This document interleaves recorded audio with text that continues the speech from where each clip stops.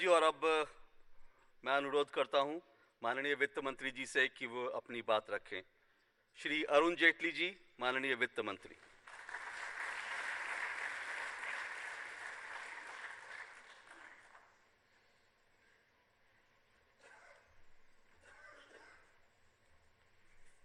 The secretaries of the Ministry of Finance, the Chief Economic Advisor, the President of the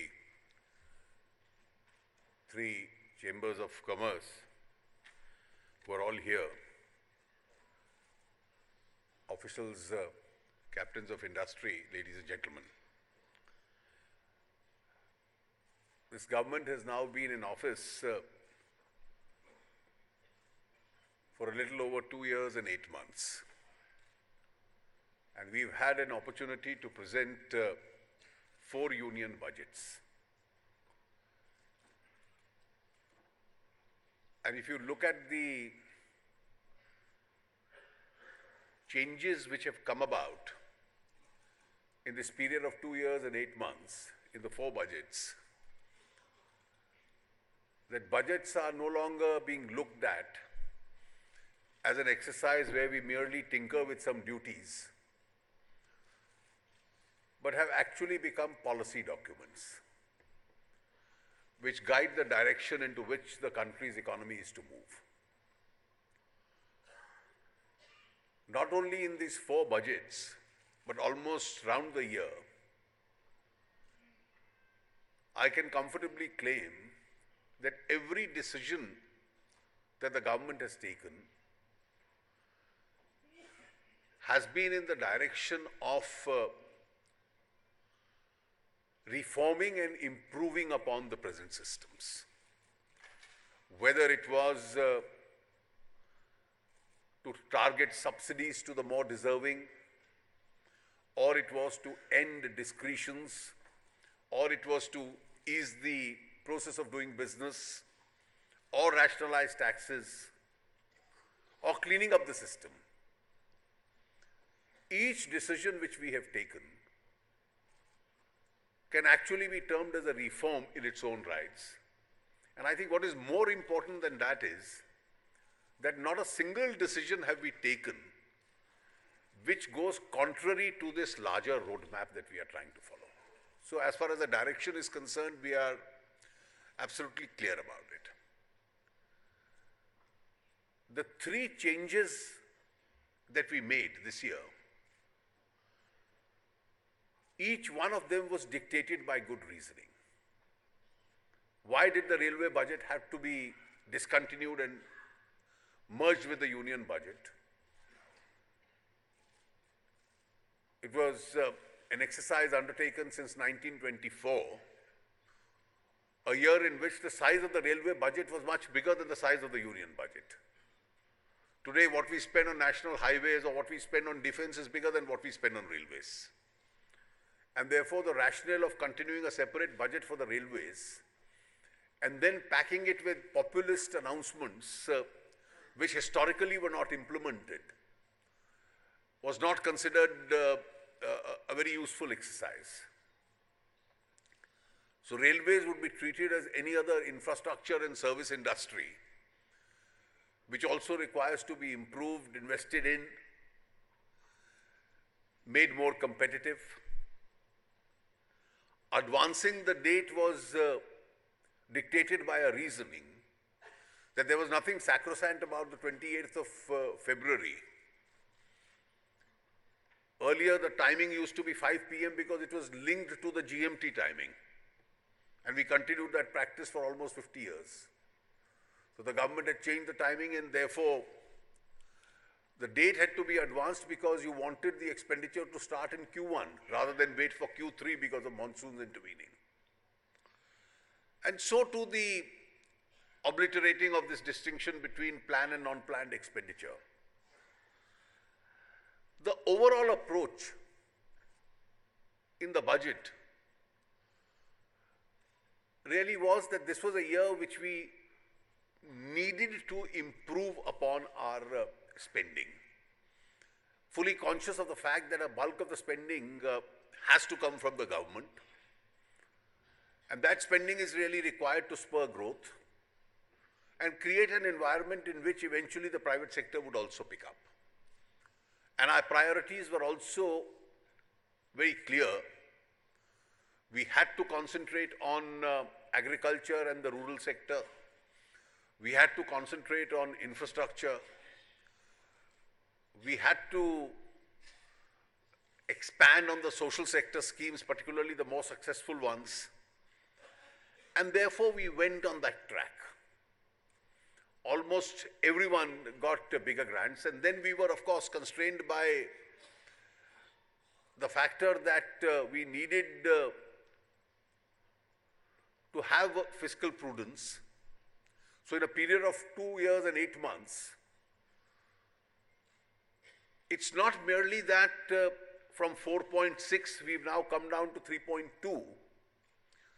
I think what's also more important than maintaining the path of fiscal prudence is also the quality of that fiscal deficit.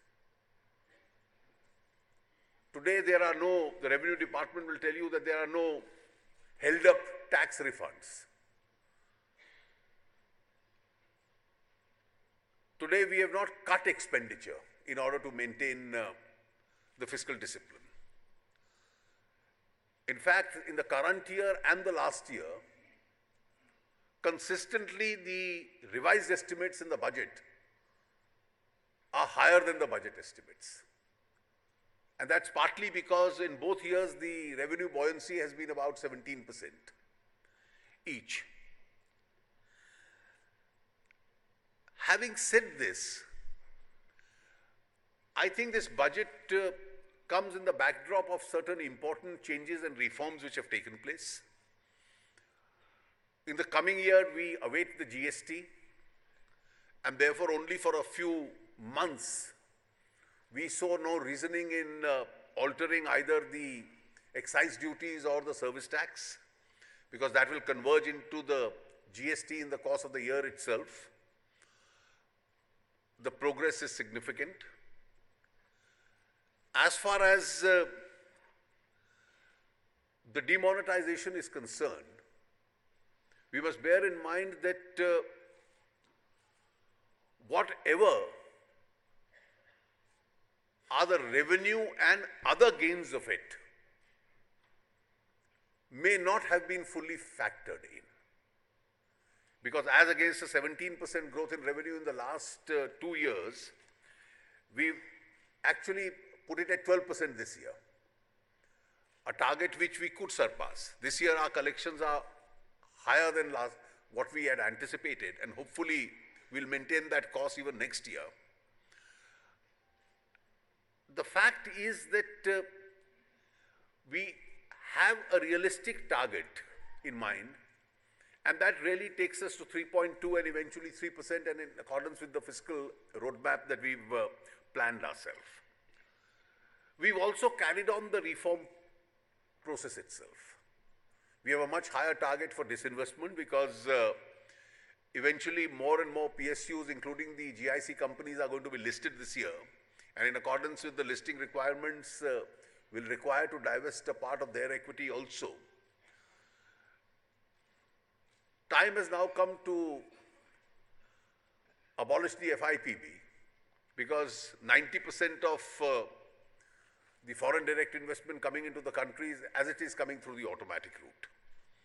And therefore, in the course of the year, we'll be laying out the entire roadmap for the FIPB abolition itself. We intend listing several PSUs.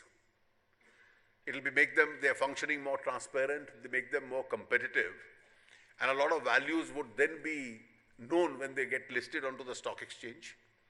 I have mentioned some of them. The taxation approach was also absolutely clear. Our steps against shadow economy would continue, and that's why we put this cap of 3 lakh rupees on the cash transactions. Hopefully, once the GST is implemented, the scope for generation of more black money itself becomes more difficult. the curbs on expenditure being put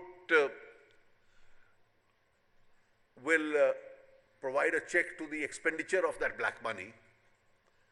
And hopefully the steps which the Revenues Department has taken and the fallout of the demonetization, I think is significantly going to change the pattern of spending behavior as far as consumers are concerned. Normally, budgets are known for imposing higher taxations. But except for the surcharge in the category which Naushad doesn't like, I think there is an equity in the wealthier paying more.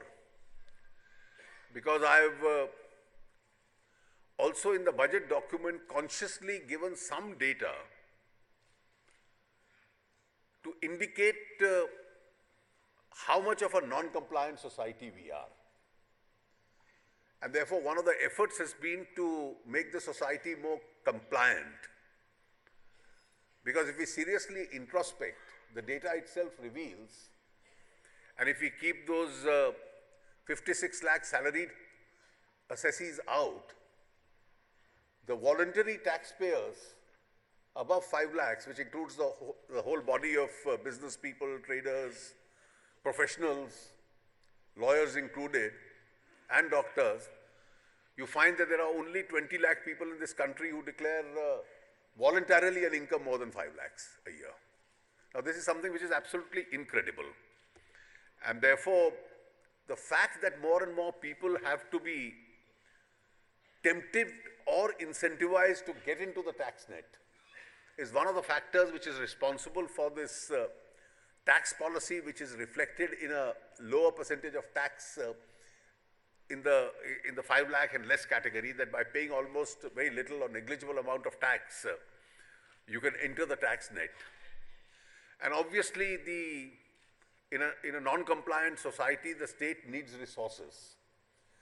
And the resources will have to come from the more affluent as far as the tax structures are concerned. There is a social equity also behind this. In terms of the corporate tax, I had earlier announced that it would be linked to the phasing out of the exemptions. Now, phasing out exemptions ahead of the time itself may create a problem because people have planned their industries in that manner. But this concession that we've made for 96% of the companies, which is the MSME plus sector up to 50 crores of turnover, is dehors that phasing out of the exemption.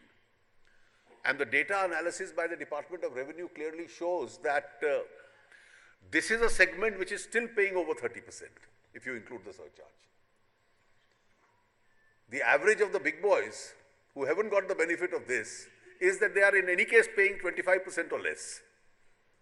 And therefore, there is a rationale without the phasing out of the exemptions to restrict at the present moment this reduction to those who are effectively and de facto paying 30% and above, and not those who are in any case paying 25% or less. So there was an important rationale as far as this is concerned. The last point before I leave enough time for an interaction is this entire debate on political funding. We tried one experiment earlier by saying that if you donate by check, the donor gets a deduction as an expenditure, and the political parties, if they file their returns, also get exempted from payment of tax. This has only marginally worked. Some part of the political donations have started coming by check, but that's only a small percentage. The bulk of it still never came by check. And therefore, our consultations with a very large body of people revealed that for good reason, the donors wanted to donate tax-paid clean money for a political system. After all, in a parliamentary democracy, elections are a part of democracy. Political parties are a part of democracy, so we've devised a system by which there is some element of confidentiality involved, but the money becomes absolutely clean. You can donate money to or contribute money to a political party by check. You'll be entitled to a deduction. We would like to incentivize people to give small donations in very large volumes through the digital mode. That's what's happening in other democracies in the world. I think that's a mode which requires to be encouraged. Election Commission suggested that reduce cash donation from one source to 2,000. We accepted that suggestion. If the Election Commission has any other suggestions, we are quite open to considering it. And lastly, this whole concept of electoral bonds, which can be purchased from the notified bank under the scheme, and the notified banks would sell these bonds against cash, against check payment or digital payment only. So it will be tax-paid clean money on which these bonds would be purchased. The donor knows who he has donated or given this money to. Every political party will have to notify one account to the Election Commission within a very short period of time, which will be notified in the scheme. It will be days, not months. These would be redeemable only in that account of a political party. So in the hands of the recipient, it will be clean money. In the hands of the donor, it will be tax-paid money. Now a question has arisen, why don't you disclose everything? Now the tragedy of this country is that there are a large number of so-called well-meaning people who have a problem for every solution. And therefore, disclosure would again mean going back to the status quo. And that status quo hasn't worked.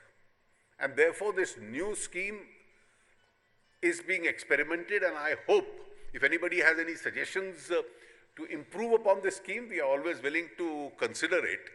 But I don't think going back to the existing status quo, which hasn't worked, is really an answer.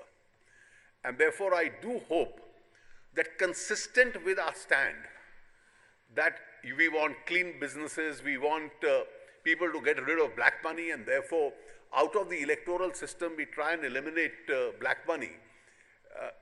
This is a very important step which has been taken in this budget, and I do hope it's a step which deserves to be tried, and I have not the least doubt that if one or two elections are contested on this particular pattern, we'll see a significant amount of clean money getting into India's democratic elections itself. That's all I had to say in my opening comments. I think we'll leave the rest for interaction.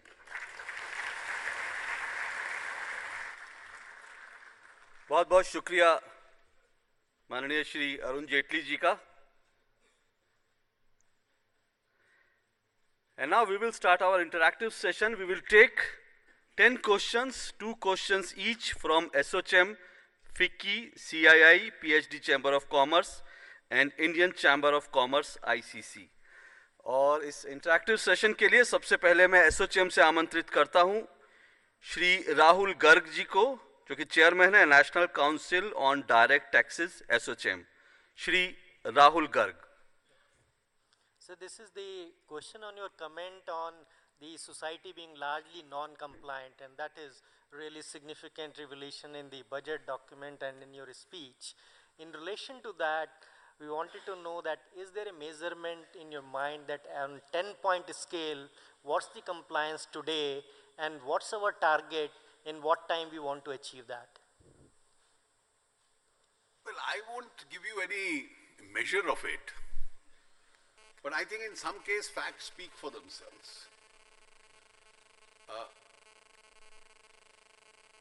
I would like each one of you to notionally in your own minds think in terms of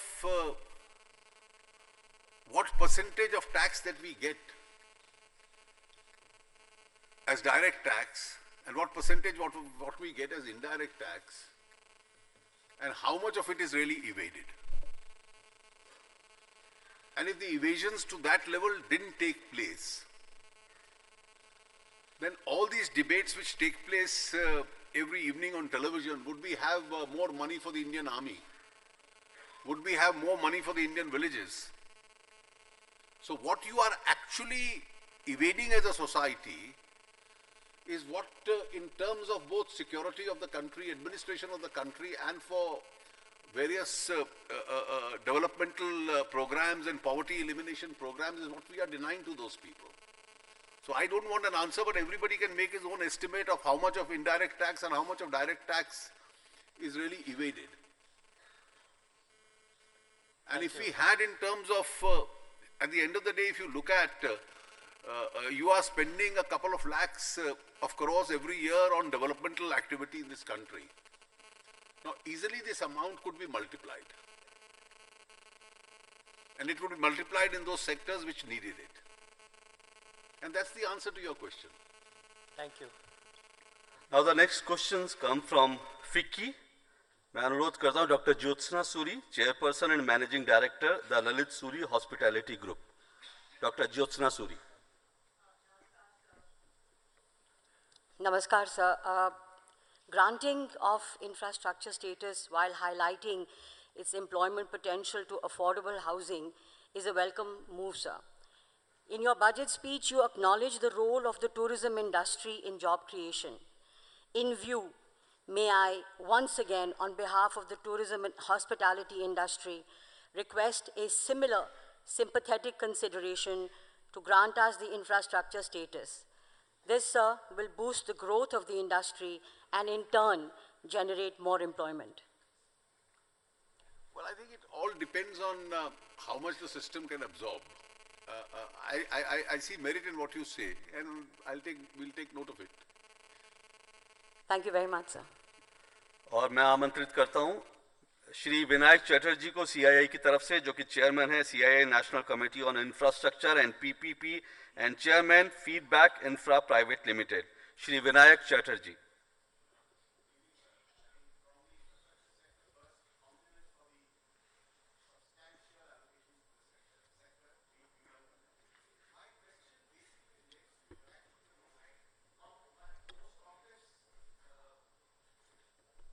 Speak closer, it's on, just come closer.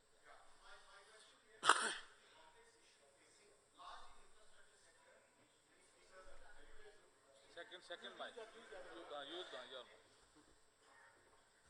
Is this better? Okay. So, Right person. thank you. Sir, my question largely relates to the very complex and knotty problem which has been alluded to, which is the twin balance sheet problem. Very high level of stressed NPAs in banks and very stressed corporate balance sheets, which are impeding the infrastructure sector and more importantly, impeding the ability of private sector to come back with a bang on infra investments and PPPs. All of us have been trying to grapple with the solutions, but an interesting solution has been offered in the economic survey by the chief economic advisor. I think since the time the economic survey came out, many of us have debated it, discussed it, and we find the suggestion eminently suitable for the times, which is the PARA, the Public Sector Assets Rehabilitation Agency. The idea has been fleshed out also. The traction for the idea from industry is good. And the question to you, therefore, sir, is what are your thoughts on carrying this suggestion forward? You see, the economic survey always carries and is supposed to carry, and it's a good thing that it does, ideas for a discussion and maybe eventual implementation, even if you can't do it immediately. And therefore, to that extent, we take that suggestion on board. Even otherwise, this whole suggestion which has been mooted of the bad bank, even earlier, now we'll take this suggestion on board for consideration. But eventually, what emerges out of the solution, I won't be able to comment at this stage. I don't want to get into a situation where the whole business of asset reconstruction, for which we've just had a large, we widened the policy, we've had a lot of investment coming into that sector, a lot of companies have come in. And while that is happening, we don't want a situation eventually to converge, that it eventually again becomes a government issue and then the whole thing has to be supported only out of the budget and not otherwise. Let that sectoral activity which has expanded move on. We'll take that suggestion on board. It's also a possible solution. Next question from Mr. Gopal Jivarajka. He's PhD Chamber of Commerce. He's President PhD Chamber of Commerce. Mr. Gopal Jivarajka. Good evening, sir. First of all, I'd like to thank you for accepting and acknowledging and reducing the corporate tax on MSME and also recognizing that that sector is a big job creator. I would just like to pick two parts of your speech and would seek your elaboration on this. The first one is you mentioned about the government will ensure honest taxpayers are treated with dignity and courtesy. And second, you said about the simplification of labor laws into 4 codes. I would just like a little elaboration on both these things, sir. You see, the Labour Ministry is already working on it. And the 4 sectors of labour law, they are trying to codify and recodify that. That's a document which I have elaborated, which are the 4 heads. It will be simplified because a lot of changes have taken place. And of course, they'll have to do this in consultation even with those involved in the labour movement. Because those involved in the labour movement at times have some suggestions, particularly with regard to their own welfare measures itself. Now, as far as tax administration is concerned, the Department of Revenue has been trying to ensure in step after step and using technology for that purpose to minimize the interaction between the assessee and the department. For instance, today, your filing of returns, your queries being addressed to you, your assessment orders, your refunds, these have all moved online. Except that very rare case of scrutiny where a personal hearing would be required. For instance, in this new round after demonetization, these unexplained deposits, which don't match the profile of the depositor, they've already identified 18 lakh such cases. Now, even in those cases, they are not sending a notice. They are just sending a communication to the person concerned through the electronic mode and seeking his response to the electronic mode in case he has some clarification to offer. He goes and deposits the tax, which is a more favorable rate before the 31st of March. Or he faces whatever consequences are if he can't explain. So that's the broad approach that they've been trying to follow. And I think a lot of changes that they've been making with the use of this technology are moving further. But then I'm conscious of the fact that it's the same set of people, some in your fraternity who don't pay taxes and some in that fraternity who exploit that situation. So the DNA is really the same.